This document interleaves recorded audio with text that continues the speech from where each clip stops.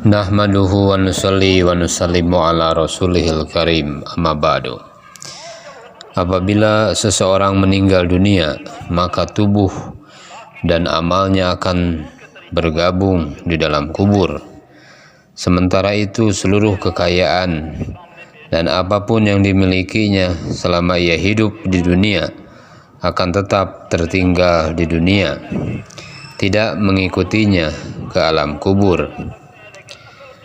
Saudara-saudara yang dimuliakan Allah Subhanahu wa taala, ketika Rasulullah sallallahu alaihi wasallam sudah mulai berdakwah, keluar masuk kampung, naik turun bukit, datanglah sekelompok orang dan mengucapkan kalimat syahadat di hadapan Rasulullah sallallahu alaihi wasallam di Masjid Nabawi.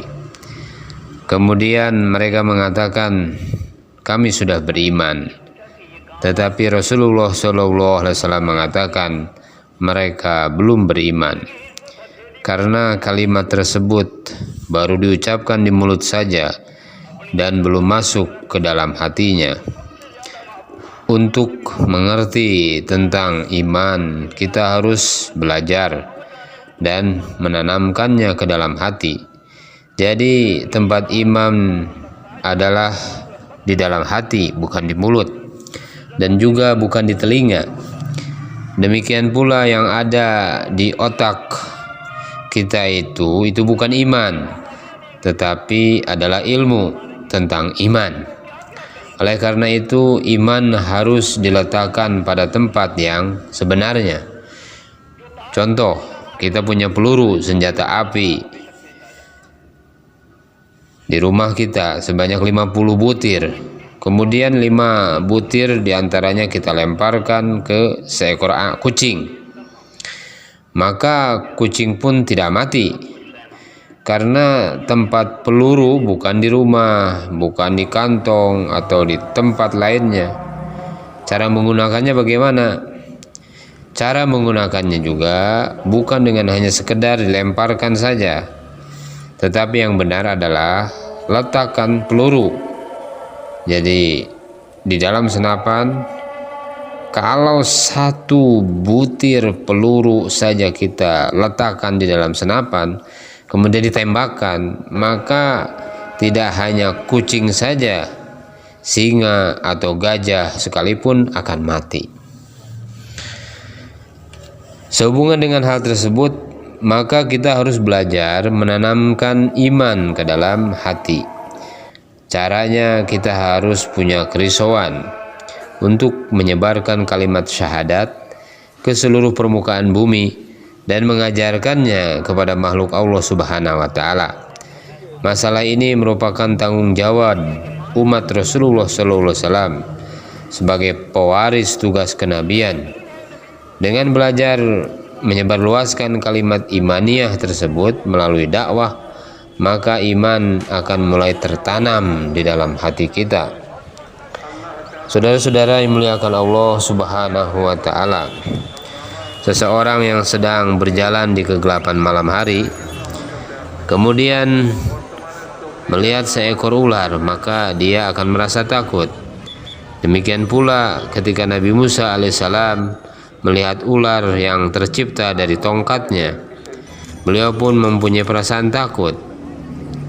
Namun demikian, pada saat seseorang melihat ular dalam keadaan mati, maka dia tidak akan takut sama sekali.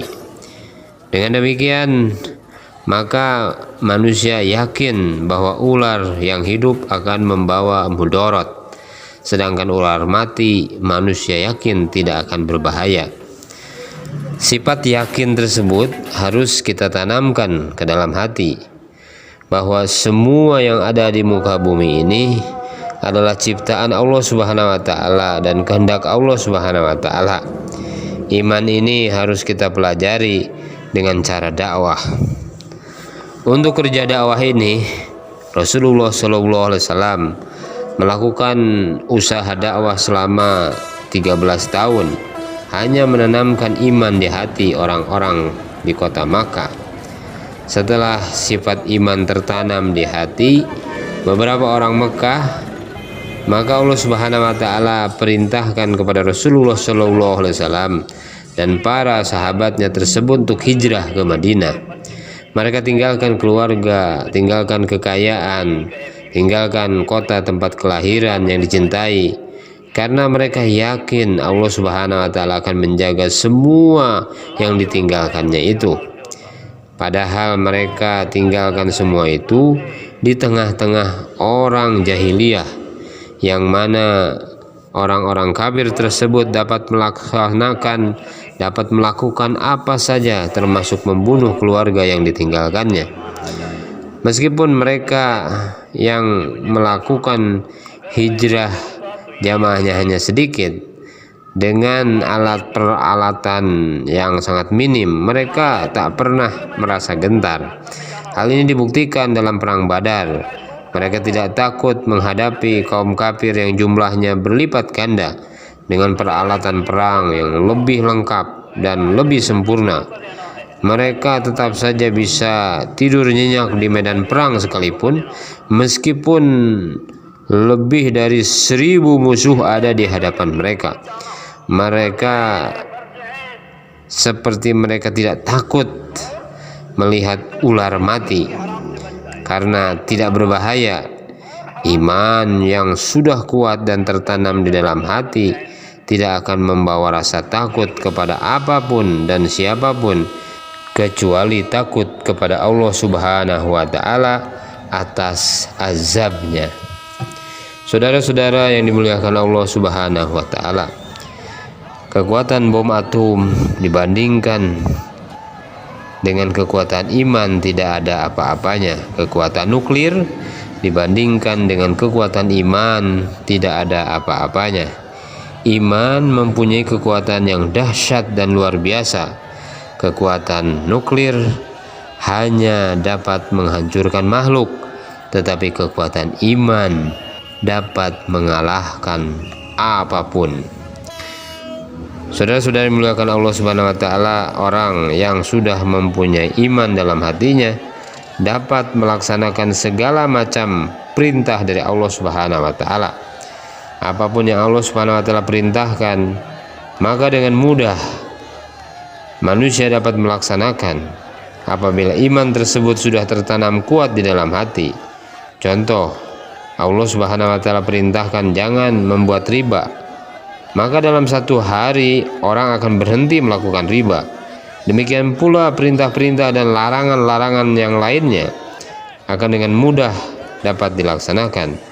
Misalnya Allah Subhanahu wa taala melarang melakukan kerusakan di muka bumi, maka manusia tidak akan melakukannya apabila iman sudah tertanam di dalam hati.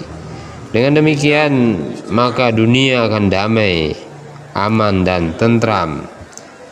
Sementara di sisi lain, apabila iman sudah tertanam kuat dalam diri manusia, maka apapun yang diminta oleh manusia tadi, maka akan dipenuhi oleh Allah Subhanahu wa taala. Meskipun tanpa berdoa, menengadahkan tangan. Inilah kekuatan iman yang dapat menarik kodrat Allah Subhanahu wa taala. Saudara-saudari dimuliakan oleh Allah Subhanahu wa taala, maka penting kita belajar iman. Belajar iman adalah wajib. Belajar ikhlas adalah fardu ain. Belajar cara hidup Rasulullah sallallahu alaihi wasallam juga fardu ain. Apabila 3 cara belajar ini kita lakukan, maka amalan kita akan diterima oleh Allah Subhanahu wa taala.